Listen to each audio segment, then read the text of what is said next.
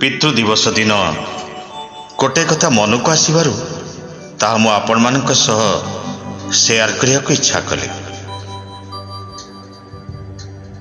ଏହା ହୁଏତ ସମସ୍ତଙ୍କ ପାଇଁ ପ୍ରଯୁଜ୍ୟ ନ ହୋଇପାରେ, କିନ୍ତୁ ପ୍ରାୟତଃ ଅଧିକାଂଶଙ୍କ କ୍ଷେତ୍ରରେ ଏହା ସତ୍ୟ ଅଟେ।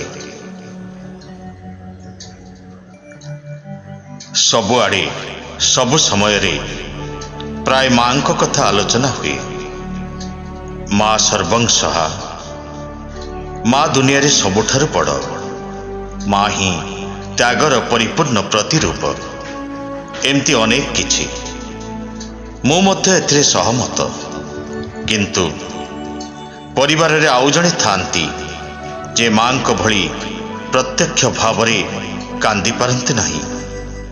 ଦୁଃଖକୁ ହୃଦୟର ନିଭୃତ କୋଣରେ ଚାପି ରଖି ଲୁଚେଇ ଲୁଚେଇ କାନ୍ଦନ୍ତି।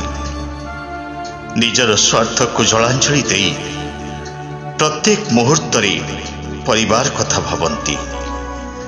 ସେ ଆଉ କେହି ନୁହନ୍ତି, ଆମ ସମସ୍ତଙ୍କର ଅତି ପ୍ରିୟ ବାପା। ଆମେ ଯେବେ ଛୋଟବେଳେ ମେଳା ଦେଖିବାକୁ ଯାଉ, ଆମକୁ କାନ୍ଧରେ ବସାଇ ଘଣ୍ଟା ଘଣ୍ଟା ଧରି ମେଳା ଦେଖାନ୍ତି। କଷ୍ଟ ହେଉଥିଲେ ବି କେବେ ବି ପ୍ରତିବାଦ କରନ୍ତି ନାହିଁ। ସେ ଆଉ କେହି ନୁହନ୍ତି, ଆମ ସମସ୍ତଙ୍କର ଅତି ପ୍ରିୟ ବାପା।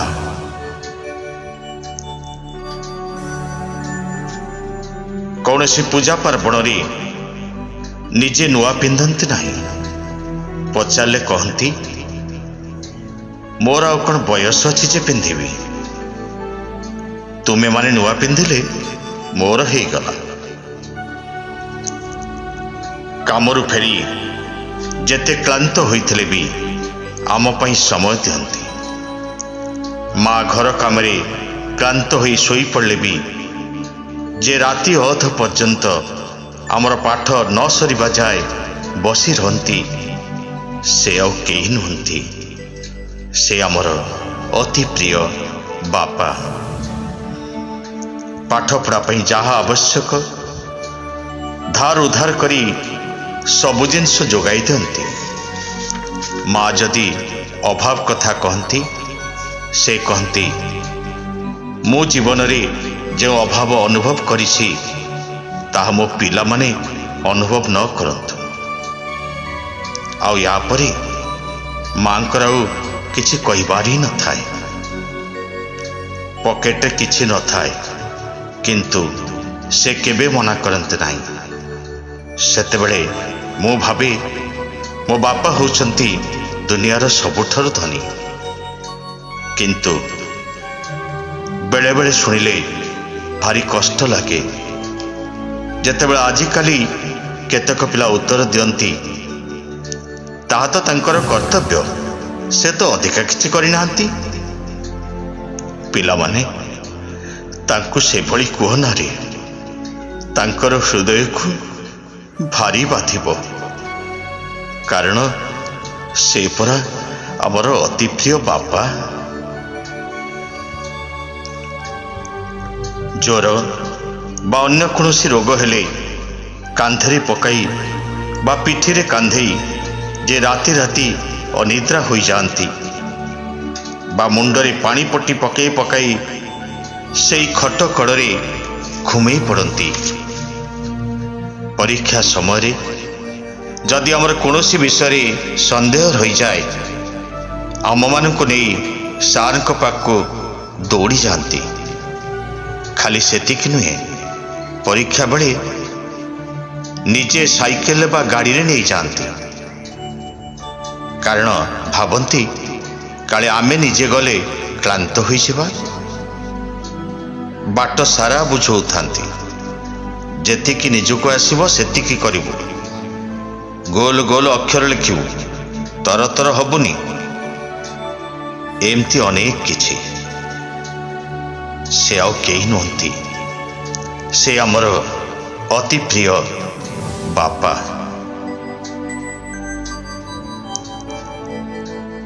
ଆମେ ବିବାହ କଲା ପରେ जदि कर्मर डाकरारे बाहर को जाऊ आ तांकर देह खराब हुए माँ व्यस्त ही कहती जाऊँगी पिलामानू खबर देवी। से उत्तर दियंती कौन मोर होईछि जे भल होईजिबनी पिलामाने तांको कामरे व्यस्त थिबे मो देह खराब कथा शुणिले आहुरी व्यस्त हेबे तांको एबे कहवा दरकार नहीं। सतरी निजको जेते कष्ट हेले भी जे आमको कष्ट देवाको चाहती नहीं से आउ केही नुहंती से आमर अति प्रिय बापा। बापांको कथा कहूतले राति पाहिजिब पछे सरिब नाही। पिलामाने आज किंतु शपथ करिबा बापांको मनरे केबे भी कष्ट देबा नाही। सेथिपाई परा भारतीय शास्त्र कहे मातृदेव भव पितृदेव भव। जेउठी भी थाओ पिलामाने सेई परम पूज्य पितामातांको पादरे प्रणाम करी दिनटी को आरंभ कर। जेउ कामरे जाउछ तांको स्मरण करी जाओ देखिबो केबे भी विफल हेब नाही। दुनियार समस्त बापांको पादरे साष्टांग प्रणिपात करी आजि पई रहुछि। जय जगन्नाथ। हाथ धरी मते चाली शिखेला जेते अरदली सब साही गला। हाथ धरी मते चाली शिखेला जेते अरदली सब साही गला।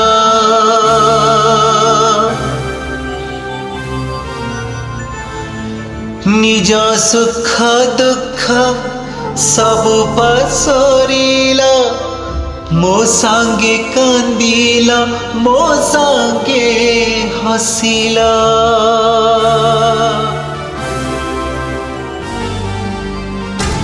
बापा मो बापा बापा मो बापा रहिथिब पाखे पाखे मोर सदा।